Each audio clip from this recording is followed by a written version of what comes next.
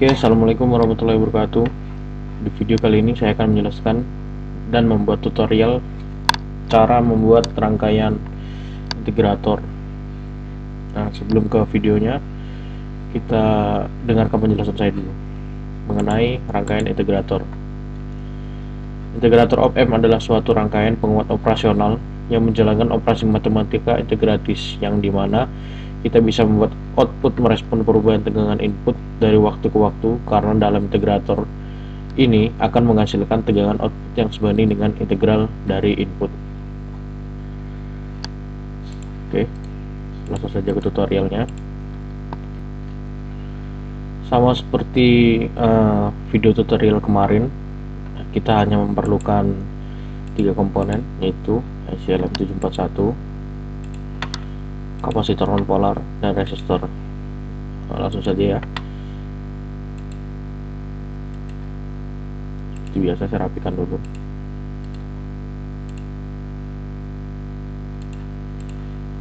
Lalu diberi power tegangan input.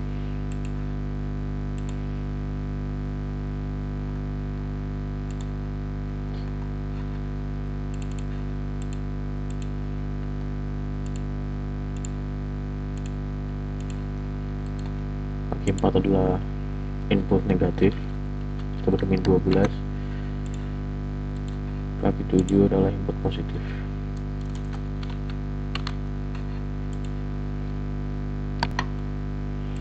Selanjutnya kita keluarkan resistor di sini untuk resistor feedback, resistor input, lalu kapasitor,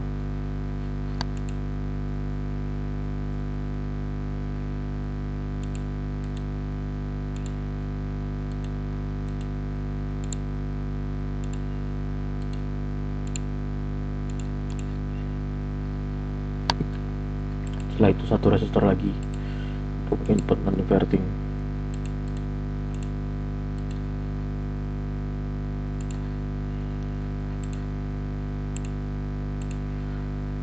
Setelah kita sambungkan,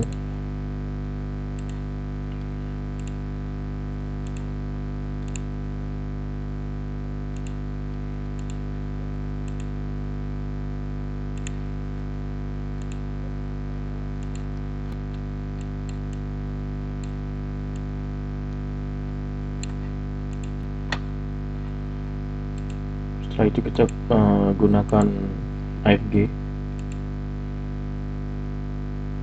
pada input dan oscilloscope pada output.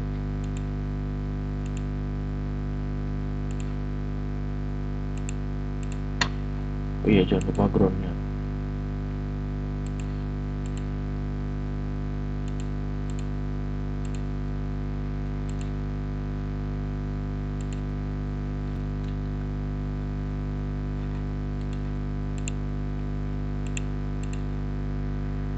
Satu lagi kita hubungkan untuk mengetahui tegangan inputnya ya, channel B menuju tegangan input.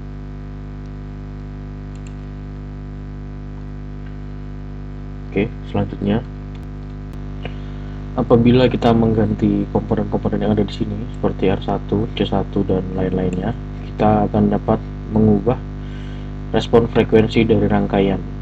Apa itu respon frekuensi? Respon frekuensi adalah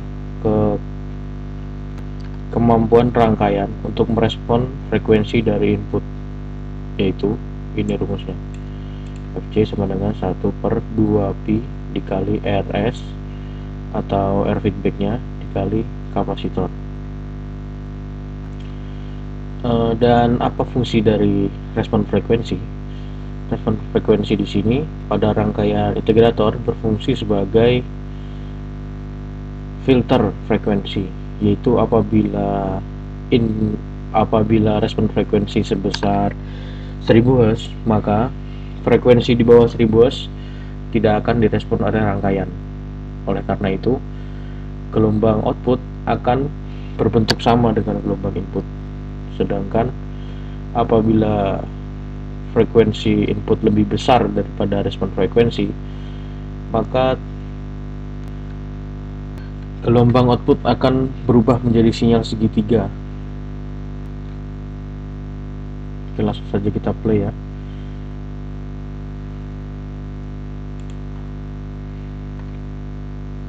Di sini saya menggunakan frekuensi sebesar 10 kHz dan level sebesar 1 volt peak to peak, input gelombang kotak. Ikut adalah input gelombang kotak, dan ini adalah gelombang outputnya.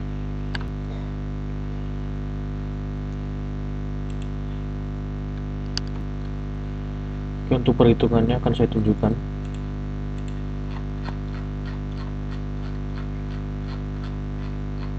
Berikut adalah perhitungan dari respon frekuensi rangkaian saya tadi. 1/2pi dikali resistor feedback dikali kapasitor.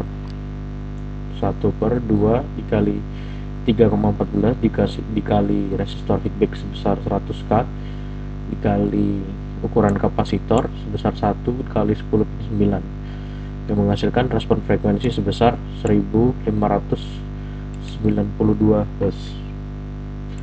Sedangkan saya di sini menggunakan frekuensi input sebesar 10 kHz, yang dimana lebih besar dari frekuensi respon.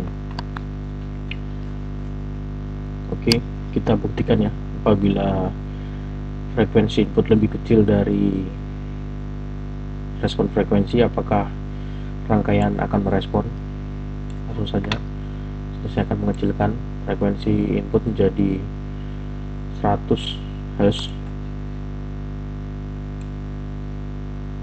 agar mudah terbaca. Saya kecilkan juga temper diff-nya.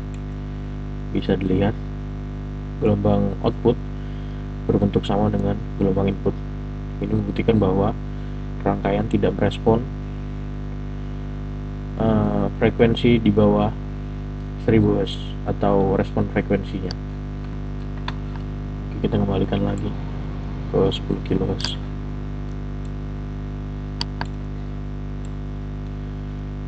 Sedangkan untuk tegangan output, ini adalah rumusnya. Saya akan tunjukkan.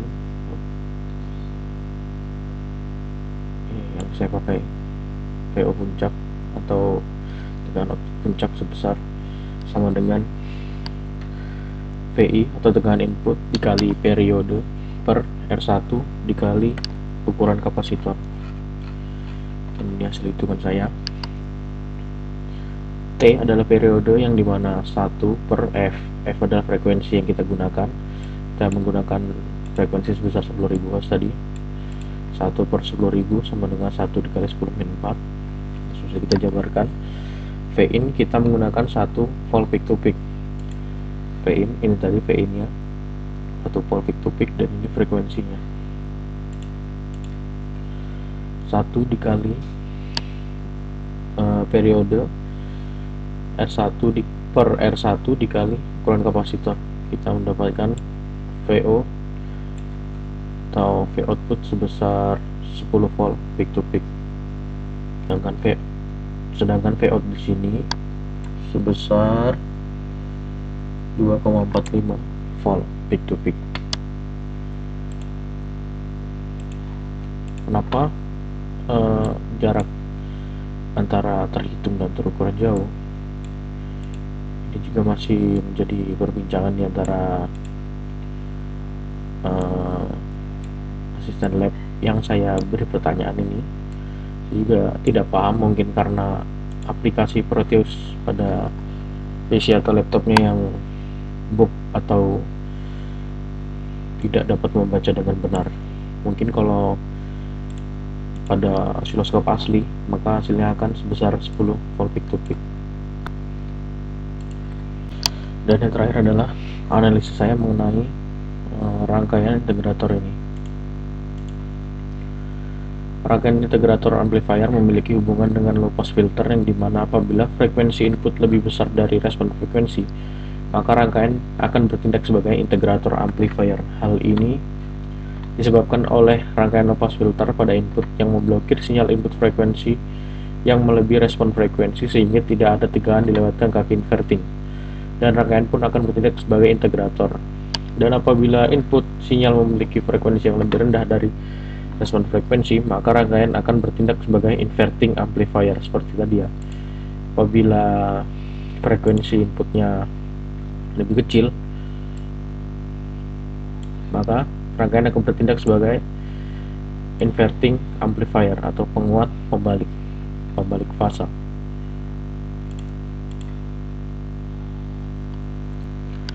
Hal ini disebabkan karena low pass filter pada input rangkaian yang melewatkan tegangan yang memiliki frekuensi lebih rendah dari respon frekuensi. Oleh karena itu, tegangan akan masuk ke kaki inverting dan rangkaian pun akan bertindak sebagai inverting amplifier.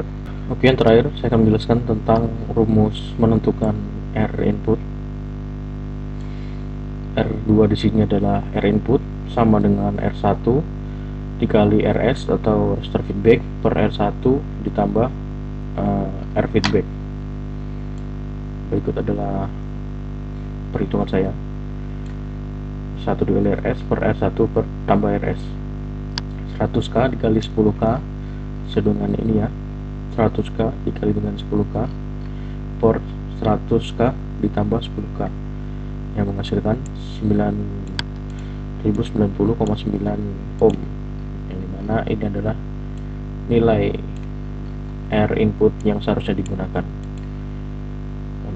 Untuk hasil ini saya menggunakan R input sebesar 10k karena itu adalah yang paling dekat dengan nilai ini. Oke, mungkin itu saja penjelasan dan tutorial dari saya. Selebihnya saya mohon maaf apabila ada salah kata, salah ucap, salah rangkaian, dan lain-lain. Saya mohon maaf. Wassalamualaikum warahmatullahi wabarakatuh.